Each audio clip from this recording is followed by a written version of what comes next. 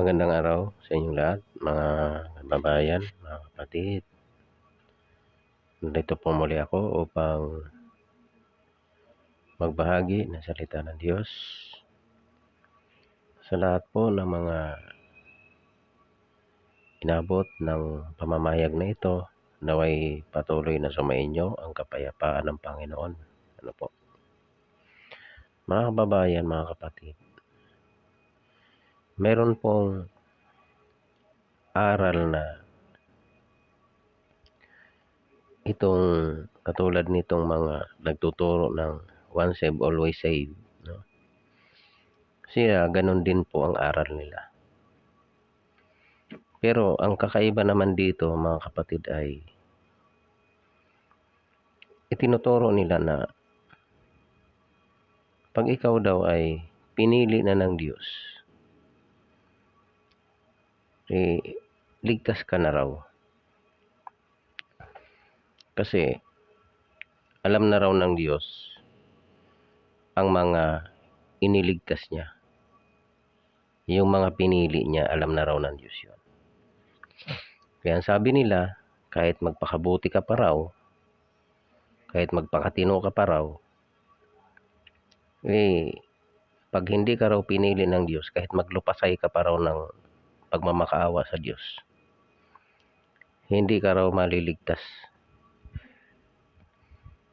Kasi yun yung kanilang paniniwala. Nang maliligtas lang yung naging kasapi ng kanilang sekta. Yung hindi naging kasapi ng kanilang sekta ay walang kaligtasan. Kasi yun nga po ang aral nila. Na pinili na raw ng Diyos yaong mga maliligtas. Ayon daw po yun sa Efeso, Kapitulo 1, no?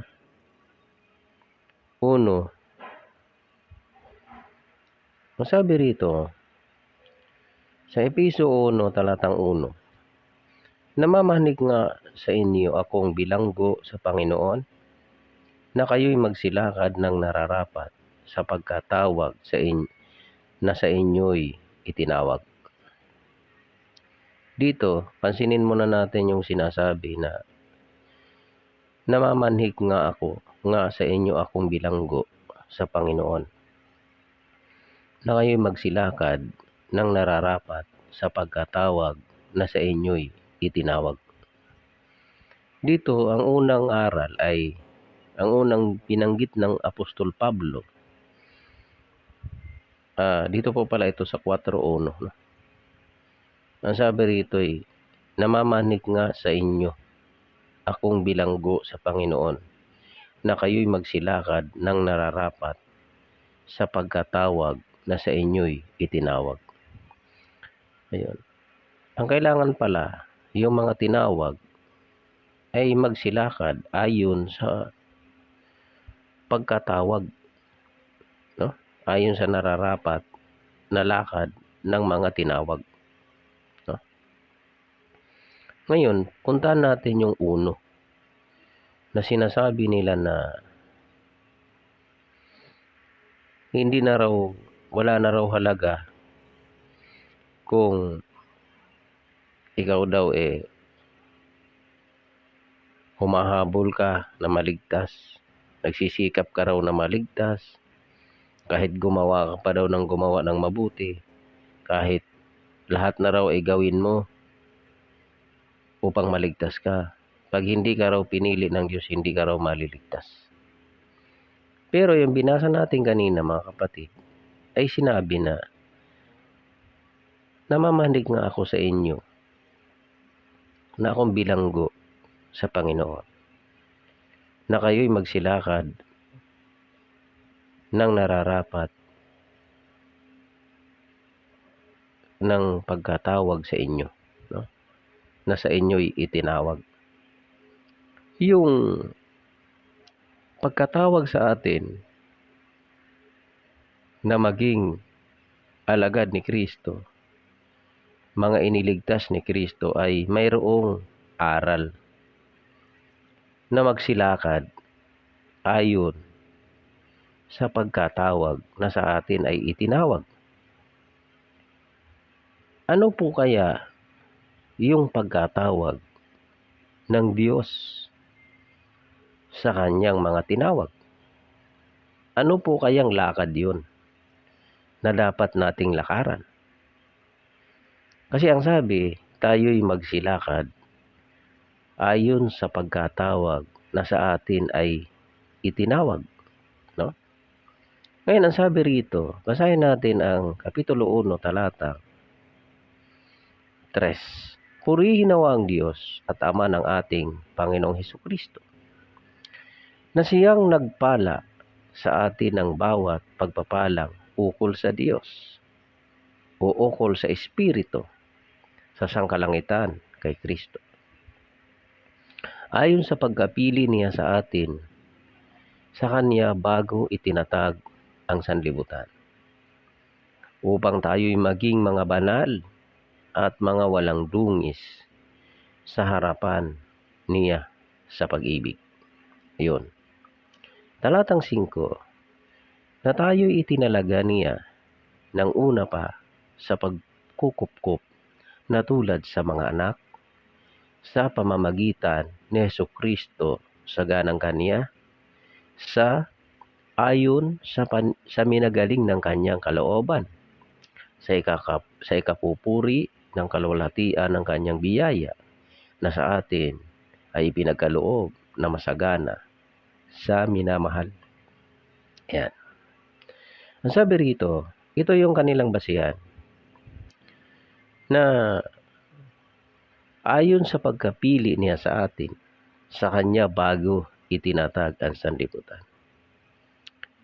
Talaga pong mga kapatid, sa aral ng Panginoon, sa aral ng Diyos, at sa turo ng mga apostol na ibinigay ng Panginoon sa kanila, marami po talagang nasinsay dito Kasi dito may binabanggit na ayon sa pagkapili niya sa atin, sa Kanya bago itinatag ang sanlibutan, upang tayo'y maging mga banal.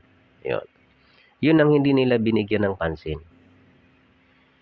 Yung pagkatawag ng Diyos o yung pagpili ng Diyos sa Kanyang mga tinawag bago itinatag ang sanlibutan ay pinili na ng Diyos upang tayo'y maging mga banal. Yun ang hindi nila pinansin. Kasi ang pinansin lang nila yung nakasulat na pinili na o ayon sa pagkapili niya sa atin bago itinatag ang sanlibutan. Pinili na raw ng Diyos yung mga maliligtas. Hindi nila pinansin yung kasunod na pangungusap na ang sabi upang tayo'y maging mga banal at mga walang dungis sa harapan niya sa pag-ibig. Yung pagkapili ng Diyos sa atin bago lalangin ang sanlibutan ay pinili na niya tayo na maging mga banal. Ang pagkapili ng Diyos sa atin ay tayo ay maging mga banal, walang dungis sa harapan niya sa pag-ibig. Yun ang tunay na diwa. Hindi yung pinili ka na nung ikay unang lumapit sa Diyos, sumampalataya. Tapos ang utos, ang turo ay hindi na raw kailangan gumawa ng mabuti. Basta't ikaw ay ligtas na sapagkat ikaw ay tumanggap na kay Jesus. Hindi mo na kailangan magpakabanal. Hindi mo na kailangan gumawa ng mabuti. Ang kabaliktaran po kasi mga kapatid, nang hindi na kailangan ang paggawa ng mabuti ay paggawa ng kasamaan. Kasi nga ang paniniwala nila, ligtas na sila forever. They are saved, always saved. Hindi na sila kailangan gumawa ng mabuti. Hindi na sila kailangan magpakabanal. Dahil ang pagpapakabanal po ay kasama po sa paggawa ng mabuti. Dahil ang gawa ng Diyos ay mabuti. Kung ang Diyos ay banal, ano ba ang gawa ng Diyos? Siya ay gumagawa ng mabuti. At ang Diyos, ang gawa niya ay mabuti. Ngayon kung gusto mo na magpakabanal, walang dungis, anong gagawin mo? Dahil ang pagkapili ng Diyos sa atin, bago lalangin ang sanlibutan, ay tayo ay pinili ng Diyos na maging mga banal at mga walang dungis sa harapan niya sa pag-ibig. Walang dungis sa harapan ng Diyos sa pag-ibig. Ang pagkapili ng Diyos sa atin, mga kapatid, bago itatag ang sanlibutan, pinili na niya tayo upang maging banal. Mga walang dungis sa harapan niya sa pag-ibig. Yun po ang tunay na diwa ng aral na ito.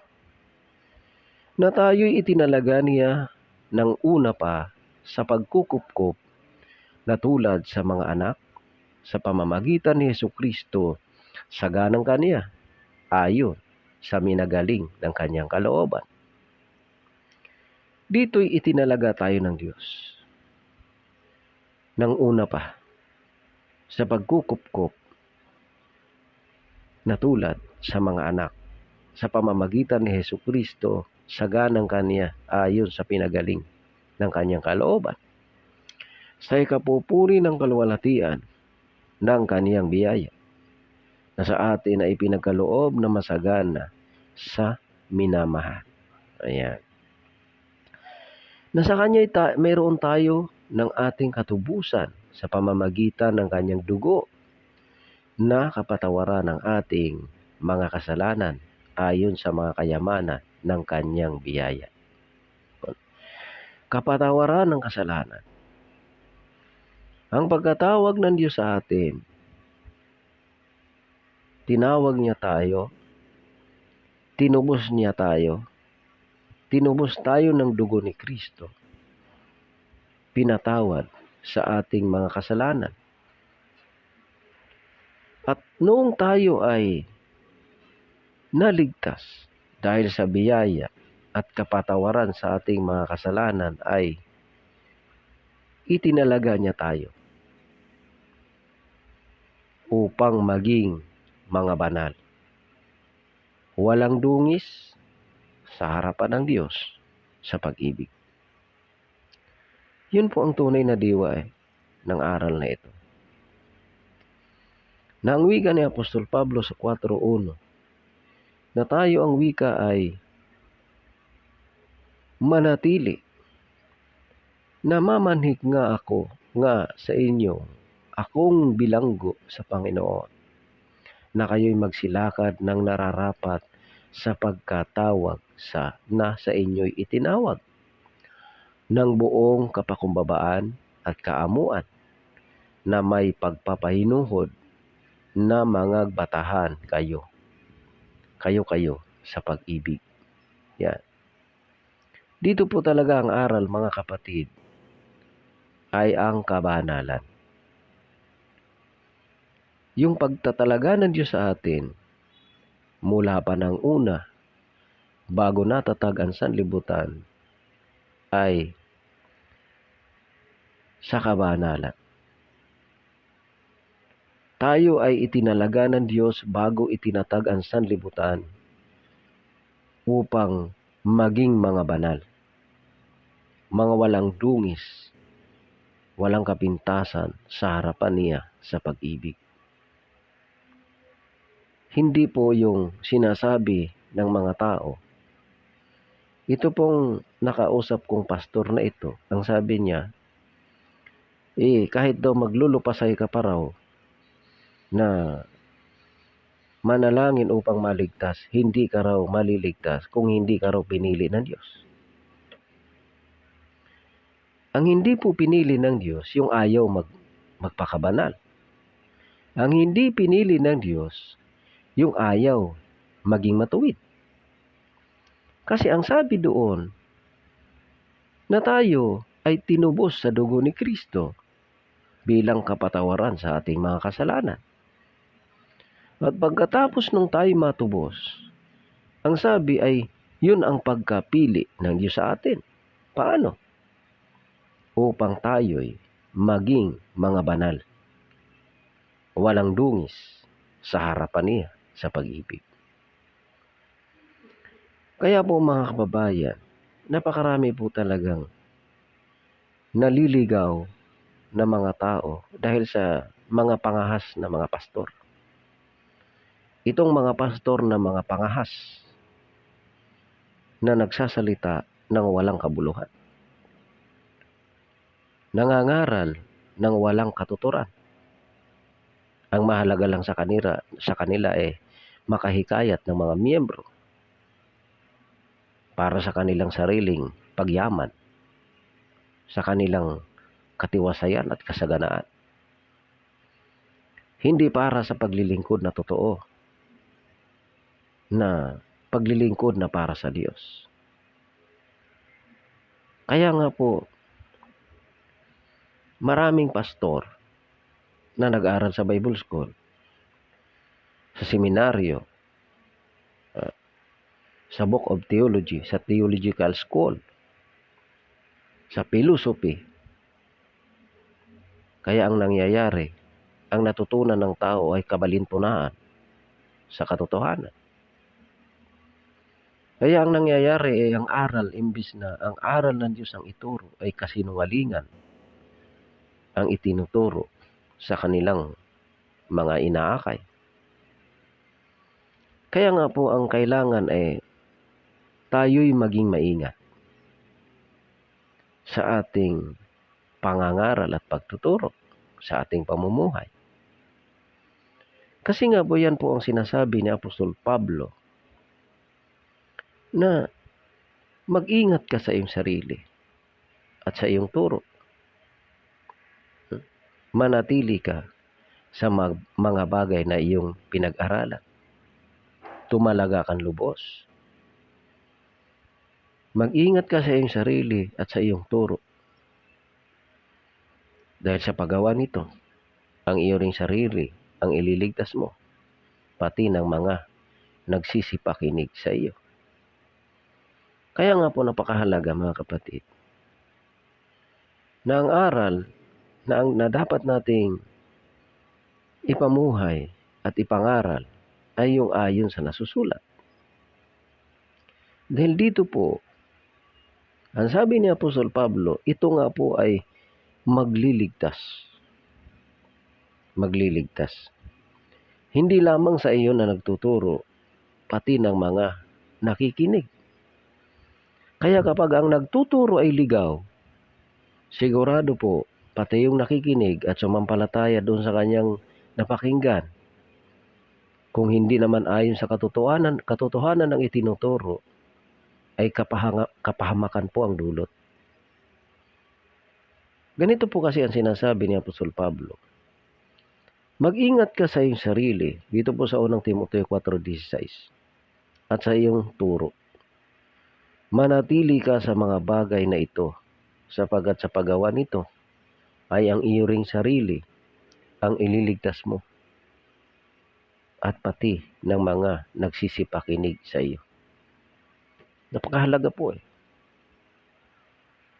Ngayon, meron kasi mga pastor na wala talagang tunay na pananampalataya. Hindi tunay na sumasampalataya. Ang nangyayari lang sa maraming mga pastor kaya nagpastor kasi alam nila na may nagsiyaman.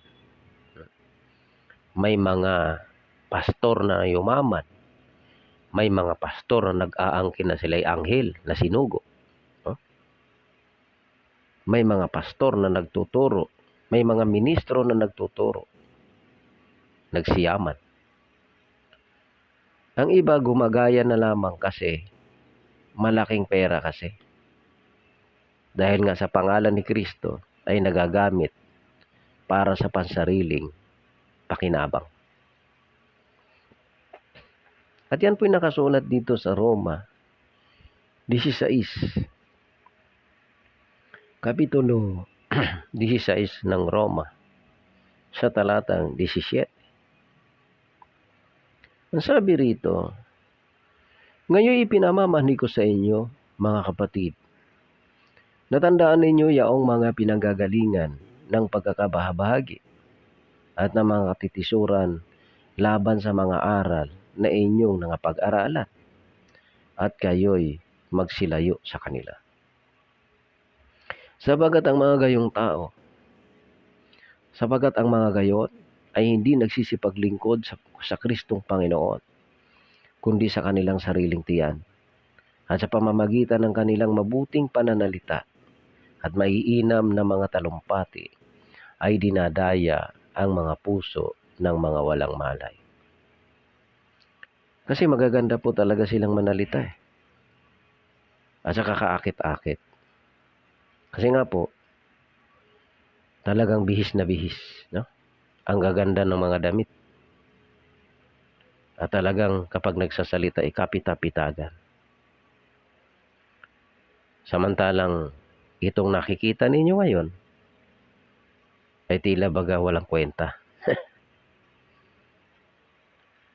Pero alam niyo po mga kapatid, ang ating Panginoong Hesukristo ay wala rin pong kwenta no?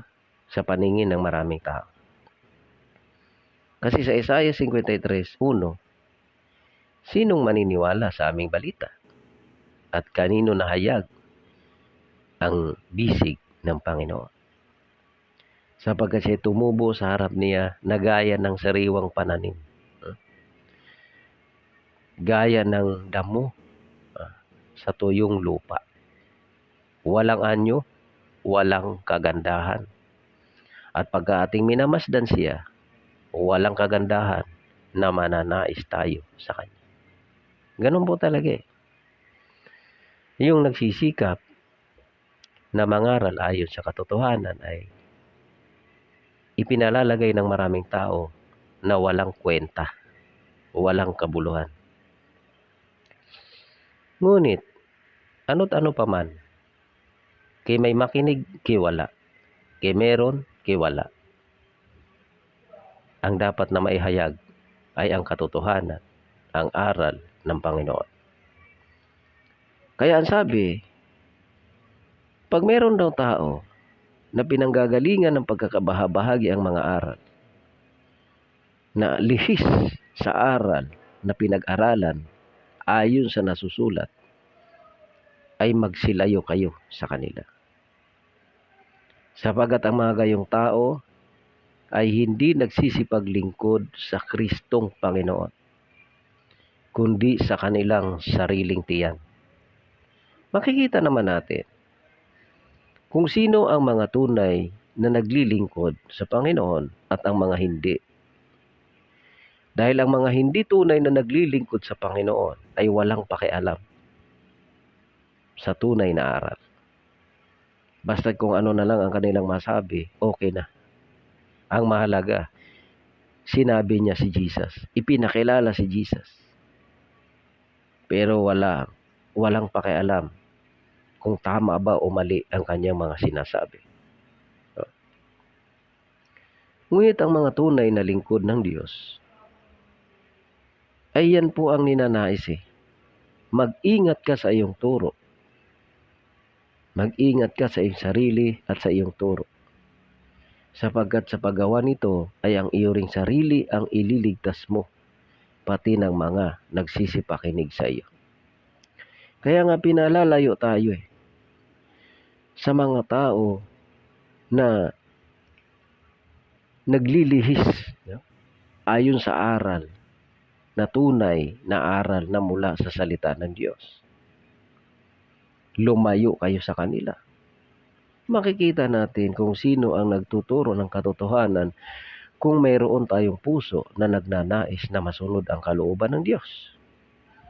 Juan 7:16. No? Nang sabi doon, mga kapatid, na Bagaman si Kristo ay tingin ng mga tao ay walang pinag-aralan, ngunit ang sabi ng ating Panginoon ay sa talatang 17 na o 16 muna. So, sinagot nga sila ni Jesus at sinabi, ang turo ko ay hindi akin, kundi doon sa nagsugo sa akin. Kung ang sino mang tao ay nag-iibig gumawa ng kanyang kalooban, ay makikilala niya ang turo kung ito'y sa Diyos o kung ako'y nagsasalita na mula sa aking sarili. Ang nagsasalita ng saganang kanyang sarili, humahanap ng kanyang sariling kaluwalhatian. Datapot ang humahanap ng kaluwalhatian niyaong sa kanya'y nagsugo, ang gayon ay totoo at sa kanya'y walang kalikuan. Kaya ito ang nararapat. Kaya may nakikinig o wala, ang dapat ipahayag ang salita ng Diyos na ayon sa katotohanan, ayon sa turo na mula sa Diyos. Hindi yung ginawang haka. Hindi yung hinaka-haka, ginagawa ng istorya, nagbabasa ng isang talata, ang maraming kwento. Ang dami ng kwento. Ngunit ang nararapat, kung ang sino mang tao ay nag-iibig gumawa ng kalooban ng Diyos, makikilala niya ang turo kung ito'y sa Diyos o ang nangangaral ay nagsasalita lamang na mula sa kanyang sarili. Dahil ang nagsasalita na saganang kanyang sarili ay humahanap lang ng kanilang sariling kaluwalhatian. Datapot ang humahanap ng kaluwalhatian niyaong sa kanya'y nagsugo, ang gayon ay totoo at sa kanya'y walang kalikuan. Dito natin makikilala kung sino ba ang tunay na mga sinugo ng Panginoon. Yun bang mga tao na nag-aangkin na sila ay sinugo? O yung mga tao na hindi nag-aangkin na sila ay sinugo pero ang ipinahayag ay ayon sa nasusulat at ayon sa katotohanan? Sino ba ang tunay na sinugo? Kasi marami pong umaangkin na sila ay sinugo. At tandaan natin, sinabi na ni Kristo yan. Magpapakita pa sila ng mga dakilang tanda. Babasahin nila sa Biblia na sila daw yung sinugo. Pero ang tunay na mga sinugo, ang sabi ni Kristo, ang tunay na sinugo ay hindi nagsasalita ng saganang kanyang sarili. Ang hinahanap niya ay hindi niya pansariling kaluwalhatian, kundi ang kaluwalhatian ng Diyos na siyang nagsugo. Yun po eh. Kaya ulitin natin, ang sinasabi ng maraming tao na binanggit nila doon sa Efeso 1 sa talatang 5 na pinili na raw ng Diyos ang mga maliligtas bago pa raw itinatag ang sanlibutan. Wala ka na raw pag-asa kahit sumampalataya ka pa raw kay Jesus. Kahit daw maglupasay ka pa. Kahit na maglupasay ka, manalangin ka sa Diyos na maligtas ka sana, kahabagan ka ng Diyos, hindi ka raw maliligtas. Kasi napili na ng Diyos ang ililigtas niya. Tinanin niyo yung panluloko na yan. So wala nang pag-asang magpakabuti ang tao. Kasi ganun din naman pala napili na ng Diyos eh. So nonsense na. Wala nang kabuluhan na magpakabuti pa ang tao. Isipin niyo yung aral na yan, ano? Pero Kristo-Kristo din sila eh. Ipinakikilala din nila si Kristo. Kaya lang, bakit ganito ang aral, ano? Na wala na raw kabuluhan kung kahit maglupasay ka pa, kahit ano pang gawin mo, dahil kung hindi ka pinili ng Diyos, wala na raw mangyayari. Ano kaya grabing aral yan, ha? Nakausap po itong pastor na to eh. Pati sa original sin. Ang tagal namin nag-usap patungkol sa original sin na ito. Na itong original sin na ito wala rin katuturan ng aral na to eh. Aral ito ng mga pagano ng Romano eh. No? Itong original sin na ito. Isa rin to eh. Ngayon, ang binanggit niya dito ay tayo itinalaga na Nang una pa, sa pagkukupkup na tulad sa mga anak sa pamamagitan ni Jesucristo sa ganang kanya upang ayon sa minagaling ng kanyang kalooban. Sa talatang 4, ayon sa pagkapili niya sa atin, sa kanya bago itinatag ang sanlibutan. Hanggang doon lang sila eh. Pinili na raw ng Diyos ang maliligtas. Wala na raw kabuluhan kahit sumampalataya ka pa, kahit tanggapin mo pa si Jesus. Kung hindi ka raw pinili ng Diyos, nonsense na yon. Dahil sila lang ang pinili ng Diyos. Yung grupo lang nila. No? Kahit daw yung mga manggagawa ng totoo naman at marami sa atin tinawag galing sa pagkaligaw. Galing sa mga masasamang gawa. Nung makilala si Kristo, nagsisi, nagbago, tinalikuran ang maling gawain. Kaya siya ay naligtas sa pamamagitan ng pananampalataya. Ngunit, nung ikaw ay maligtas sa iyong pananampalataya, wala ka na bang gagawin na mabuti? Kasi ligtas ka na? Di po eh. Dahil ang sabi niya, ayon sa pagkapili niya sa atin, sa kanya bago itinatag ang sanlibutan, upang tayo'y maging mga banal at mga walang dungis sa harapan niya sa pag-ibig. Ang pagtawag ng Diyos sa atin, mga kapatid, bago itinatag ang sanlibutan ay tinawag niya tayo. Itinalaga niya tayo. Pinili niya tayo bago itinatag ang sanlibutan. Pinili na tayo ng Diyos. Paano pinili? Upang tayo'y maging mga banal at mga walang dungis sa harapan niya sa pag-ibig. Yun ang pagkapili ng Diyos sa atin. Pinili niya tayo bago itinatag ang sanlibutan, hindi para magpakasama, kundi magpakabanal. Walang dungis at walang kapintasan. Yan po ang tunay na aral. Pinili tayo ng Diyos bago itinatag ang sanlibutan. Ay pinili na niya ang tao, yung mga sumampalataya kay Kristo, yung mga sumampalataya sa Diyos, na mula sa masamang gawa, pinatawad ni Kristo, tinubos ni Kristo. Pinili niya tayo bago itinatag ang sanlibutan. Ang pagkapili ng Diyos sa atin ay upang tayo'y maging mga banal. Yan ang tunay na diwa. Ang nais ng Diyos, pinili niya ang tao na maging banal. Pinili niya na ang buhay ng tao walang dungis at walang kapintasan sa harapan ng Diyos sa pag-ibig. Yun ang nais ng Diyos. Pinili niya ang tao na maging banal. Itinaga niya ang tao sa pagkukup na tulad sa mga anak sa pamamagitan ni Jesucristo sa ganang kanya ayon sa minagaling ng kanyang kalooban. Ang kalooban kasi ng Diyos, tayo'y maging banal. Tayo'y maging walang dungis sa harapan ng Diyos.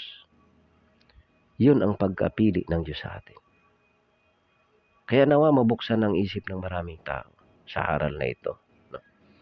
So muli mga kababayan, naway patuloy kayong pagpalain ng Diyos, ilayo kayo sa lahat ng masama. Sumayin patuloy ang kapayapaan sa pangalan ni Jesucristo. Pagpalain kayo ng ating Panginoon.